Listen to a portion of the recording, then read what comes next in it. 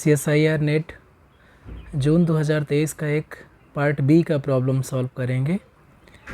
ये uniform continuity पर based है। इसके लिए हम यूनिफॉर्म कंटिन्यूटी की सीक्वेंशियल डेफिनेशन यूज़ करेंगे, जिसे मैं मेंशन कर रहा हूँ यहाँ पर मैंने मेंशन किया है।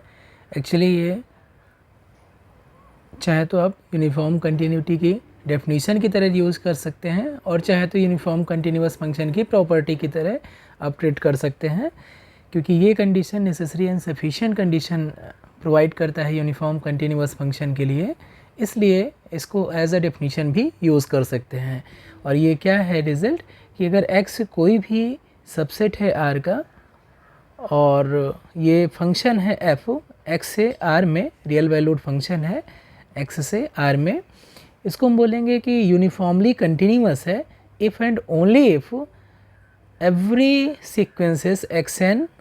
yn इन x, यानी कि जो डोमेन है फंक्शन का उसमें कोई भी दो सीक्वेंस लें और वो दोनों सीक्वेंस ऐसे हों कि जो xn माइनस yn सीक्वेंस है ये कन्वर्स करे ज़ीरो को। तो ये कंडीशन है कि जो उसकी f इमेज है दोनों सीक्वेंस का, उनका डिफरेंस भी जीरो को कन्वर्स करना चाहिए, यानी कि f of xn minus f of yn must converge to zero. ये कंडीशन नेसेसरी भी है और सफिशिएंट भी है यूनिफॉर्म कंटिन्यूटी के लिए। हम यहाँ पर यूज़ करेंगे कि अगर कोई फंक्शन हमें दिखाना है यूनिफॉर्मली कंटिन्यूअस, तो हम दो सीक्वेंस ऐसे ढूंढेंगे कि दोनों का जो डिफरेंस है उसकी लिमिट कन्वर्स करे ज़ीरो को, लेकिन जो उनकी f इमेज का डिफरेंस है वो ज़ीरो को कन्वर्स ना करे, तो डेफिनेटली वो फंक्शन यूनिफॉर्मली कंटिन्यूअस नहीं होगा। तो ये रिज़ल्ट यूनिफॉर्म कंटिन्यूअस नहीं है फंक्शन, इसके लिए बहुत ही पावरफुल टूल का काम करता है,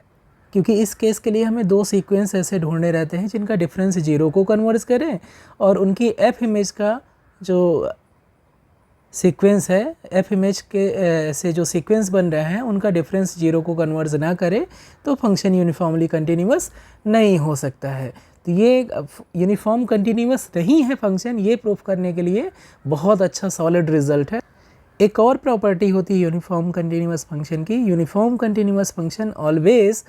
कॉसी सीक्वेंस को कॉसी सीक्वेंस पर मैप करता है, यानी कि अगर xn कॉसी सीक्वेंस है और f यूनिफॉर्मली कंटिन्यूअस है, f यूनिफॉर्मली कंटिन्यूअस मैप है और xn ये कॉसी सीक्वेंस है, तो जो f इमेज से सीक्वेंस बनेगा fxn ये भी एक्चुअली कॉसी सीक्वेंस हो जाएगा। लेकिन ये कंडीशन नेसेसरी है लेकिन सफिशिएंट नहीं है। मीन्स अगर कोई मैप है जो कॉसी सीक्वेंस को कॉसी सीक्वेंस पर भेज रहा है, तो डेफिनेटली वो ज़रूरी नहीं है कि फंक्शन यूनिफॉर्मली कंटिन्यूअस हो, इवन वो ज़रूरी नहीं है कि कंटिन्यूअस भी हो। तो चलिए इस रिज़ल्ट का यूज़ करके हम अपनी प्रॉब्लम को कंक्लूड करते हैं। फर्स्ट को पहले हम दिखाएंगे कि ये हमारी राइट चॉइस नहीं है, मीन्स ये यूनिफॉर्मली कंटिन्यूअस फंक्शन नहीं है। इसके लिए हम दो सीक्वेंस ले रहे हैं, xn इक्वल टू 1/2n पाई ले रहे हैं और yn बराबर ले रहे हैं 1/2n पाई प्लस π/2। ऑब्वियसली ये दोनों सीक्वेंस कहाँ पर होंगे, ये होंगे ओपन इंटरवल 0-1 पर है। और अगर देखें हम तो xn माइनस yn, चूँकि दोनों कन्वर्जेंट सीक्वेंस है, दोनों कहाँ कन्वर्स कर रहे हैं, ज़ीरो को कन्वर्स कर रहे हैं, इसलिए xn माइनस yn ये कहाँ कन्वर्स कर जाएगा, ये भी ज़ीरो को कन्वर्स कर जाएगा।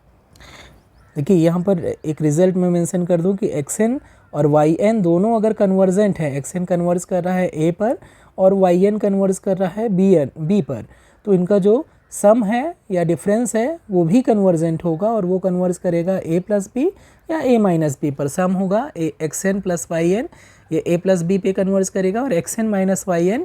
a माइनस बी पर कन्वर्स करेगा। लेकिन अगर दो सीक्वेंस का सम कन्वर्स कर रहा है तो ज़रूरी नहीं है कि वो दोनों सीक्वेंस अलग अलग कन्वर्स करें। ऐसे ही दो सीक्वेंस का डिफरेंस कन्वर्स कर रहा है तो ज़रूरी नहीं है कि दोनों सीक्वेंस अलग अलग कन्वर्स करें। फॉर एग्ज़ाम्पल अगर हम लें n एक सीक्वेंस है जो कन्वर्स नहीं कर रहा है, लेकिन n माइनस एन ये क्या है, जस्ट कांस्टेंट सीक्वेंस हो जाएंगे। तो n माइनस एन कन्वर्स कर रहा है, ये कहाँ कन्वर्स कर रहा है, 0 को, क्योंकि ये कांस्टेंट सीक्वेंस हो जाएगा। लेकिन ना n भी डाइवर्जेंट है और ये भी सीक्वेंस डाइवर्जेंट है। तो डिफरेंस अगर डाइवर्जेंट कन्वर्स कर रहा है तो दोनों सीक्वेंस ज़रूरी नहीं है कि कन्वर्स करें। मीन्स अगर xn माइनस yn ये कन्वर्जेंट है तो ये ज़रूरी नहीं है कि xn कन्वर्जेंट हो या yn कन्वर्जेंट हो। लेकिन अगर दोनों कन्वर्जेंट हैं तो दोनों का डिफरेंस और दोनों का सम डेफिनेटली कन्वर्स करेगा। तो यहाँ पर जो हमारा सीक्वेंस xn है और yn है ये दोनों कन्वर्स कर रहे हैं और दोनों 0 पर कन्वर्स कर रहे हैं, और दोनों सीक्वेंस कहाँ पर है, ओपन इंटरवल 0 1 पर है। तो डेफिनेटली इनका जो डिफरेंस होगा वो भी 0 को कन्वर्स करेगा as n tends to infinity. अब अगर हम यहाँ पर लें f ऑफ xn ले लें, f ऑफ xn कितना हो जाएगा, साइन 1 अपॉन xn की वैल्यू है 1 अपॉन 2n पाई, 1 अपॉन 2n पाई, तो ये हो जाएगा साइन 2n पाई, और ये वैल्यू क्या हो जाएगी, 0 हो जाएगी फॉर ऑल xn। इसलिए हमें क्या मिलेगा, एक कांस्टेंट सीक्वेंस मिल जाएगा। तो जो fxn होगा वो कहाँ कन्वर्स करेगा, वो कन्वर्स करेगा 0 पर, क्योंकि fxn की वैल्यू क्या है, 0 है। तो कांस्टेंट सीक्वेंस मिलेगा और fxn 0 को कन्वर्स करेगा। अगेन अगर हम f ऑफ yn कंसीडर करें तो ये कितना हो जाएगा, साइन 1 अपॉन yn, और yn की जब वैल्यू सब्स्टिट्यूट करेंगे तो ये हो जाएगा 2n pi plus pi by 2, और ये कितना हो जाएगा, ये हो जाएगा cos 2n पाई, और cos 2n पाई की वैल्यू ऑलवेज 1 होगी for any natural number n। तो ये जो f ऑफ yn है ये क्या मिला, 1 मिला फॉर ऑल yn। ओके, तो हमें ये जो मिल गया सीक्वेंस f ऑफ yn, ये क्या मिल गया, एक कांस्टेंट सीक्वेंस मिल गया 1, और ये कहाँ पर कन्वर्स करेगा, ये कन्वर्स करेगा 1 पर। और इसलिए जो f ऑफ xn है माइनस f ऑफ yn है वो भी कन्वर्जेंट होगा, और वो कहाँ पर कन्वर्स करेगा, ये कन्वर्स करेगा 0 माइनस 1 यानी कि 1 पर कन्वर्स कर जाएगा। और इसे कहाँ पर कन्वर्स करना चाहिए था, ये कन्वर्स करना चाहिए था 0 पर। अगर ये यूनिफॉर्मली कंटिन्यूअस फंक्शन होता तो ये डेफिनेटली इन दोनों का जो डिफरेंस था ये 0 पर कन्वर्स करता, और ये कहाँ कन्वर्स कर रहा है, 1 पर कन्वर्स कर रहा है। तो जो हमने रिजल्ट यूज़ किया था उसके हेल्प से हमने शो किया कि ये जो फर्स्ट ऑप्शन है ये हमारी करेक्ट चॉइस नहीं हो सकती है, यानी कि ये यूनिफॉर्मली कंटिन्यूअस फंक्शन नहीं है, not uniformly continuous.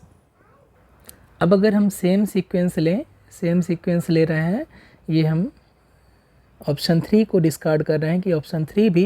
Actually uniform continuous function नहीं है। तो अगर हम ऑप्शन 3 को डिस्कार्ड करना चाह रहे हैं तो हम सेम यहाँ पर सीक्वेंस यूज़ कर सकते हैं। ऑब्वियसली यहाँ पर क्या है, xn और yn का जो डिफरेंस है, चूँकि दोनों सीक्वेंस 0 को कन्वर्स कर रहे हैं तो डिफरेंस भी 0 को कन्वर्स करेगा as n tend to infinity. अब यहाँ पर हम f इमेज लेंगे तो f ऑफ xn कितना हो जाएगा, f ऑफ xn हो जाएगा e to the power 2n pi, e to the power 1 upon 2n pi into cos 1 upon x है तो ये हो जाएगा cos 2n पाई हो जाएगा, और cos 2n पाई की वैल्यू ऑलवेज 1 होती है, तो ये हो जाएगा 1 अपॉन 2n पाई हो जाएगा। और ये कहाँ कन्वर्स करेगा, ये कन्वर्स करेगा 0 को एज n टेंस टू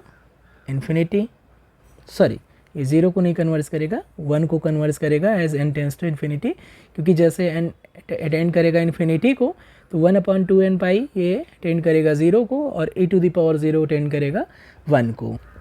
और अगेन अब f ऑफ yn कंसीडर करें तो ये कितना हो जाएगा, e to the power 1 upon 2n pi plus pi by 2 हो जाएगा into cos 2n pi plus pi by 2, और चूँकि cos 2n 2n pi plus pi by 2, ये कितना हो जाएगा e⁻1 अपॉन 2n पाई और प्लस पाई बाई 2,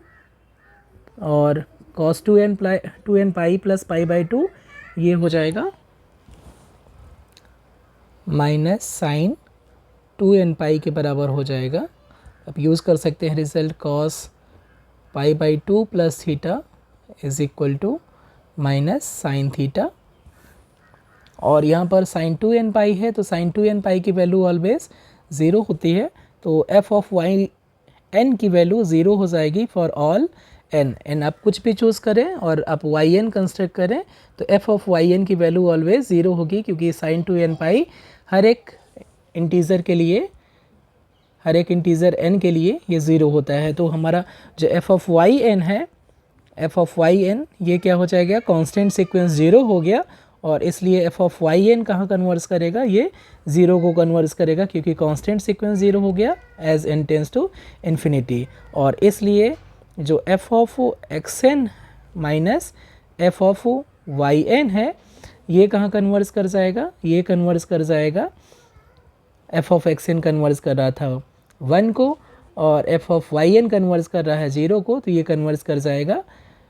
1 माइनस 0 यानी कि 1 को, और इसलिए जो इस केस के लिए जो f होगा, f is not uniformly continuous. जो हमने रिजल्ट मेंशन किया था कि यहाँ पर xn माइनस yn 0 को कन्वर्स कर रहा है, तो f of xn minus f of yn ये भी 0 को कन्वर्स करना चाहिए, और ये कहाँ कन्वर्स कर रहा है, 1 को कन्वर्स कर रहा है, इसलिए ये यूनिफॉर्मली कंटिन्यूअस फंक्शन नहीं हो सकता है। अब हम फोर्थ ऑप्शन में जो फंक्शन दिया है इससे दिखाएंगे कि ये यूनिफॉर्मली कंटिन्यूअस नहीं है, और चूंकि ये प्रॉब्लम पार्ट बी का है तो 3 ऑप्शन हमारे डिस्कार्ड हो जाएंगे, और इसलिए ऑप्शन नंबर 2 करेक्ट हो जाएगा। तो इसके लिए हम जो सीक्वेंस चूज़ करेंगे, हम चूज़ करेंगे 1/2n, और दूसरा सीक्वेंस yn चूज़ करेंगे 1/2n प्लस 1/2। ऑब्वियसली दोनों सीक्वेंस कन्वर्जेंट हैं, और कहाँ कन्वर्स कर रहे हैं, 0 को कन्वर्स कर रहे हैं, ठीक है, इसलिए xn माइनस yn ये भी कहाँ कन्वर्स करेगा, 0 माइनस 0 यानी कि 0 को कन्वर्स करेगा। अगर ये यूनिफॉर्मली कंटिन्यूअस है फोर्थ ऑप्शन में जो फंक्शन दिया है, तो डेफिनेटली उस केस में क्या हो जाएगा कि जो इनकी f इमेज का डिफरेंस है f of xn minus f of yn ये भी 0 को कन्वर्स करना चाहिए। फोर्थ ऑप्शन यहाँ पर चेक कर रहे हैं। अब देखें यहाँ पर f ऑफ xn कितना हो जाएगा, तो f ऑफ xn हो जाएगा cos x, यहाँ पर cos xn है, cos xn की वैल्यू 1/2n हो जाएगी into cos pi by xn यानी कि 2n पाई, और ये कितना हो जाएगा, ये हो जाएगा cos 2n पाई की वैल्यू ऑलवेज 1 होती है, तो ये हो जाएगा cos 1/2n, और ये कन्वर्स करेगा 0 को as n tends to infinity, sorry again यहाँ पर ये कन्वर्स करेगा 1 को, क्योंकि 1/2n टेंड करेगा 0 को, और cos 0 की वैल्यू 1 होती है, तो cos 1/2n ये टेंड करेगा 1 को। अब अगर हम कंसीडर करें f ऑफ yn को, तो f ऑफ yn कितना हो जाएगा इस केस के लिए, cos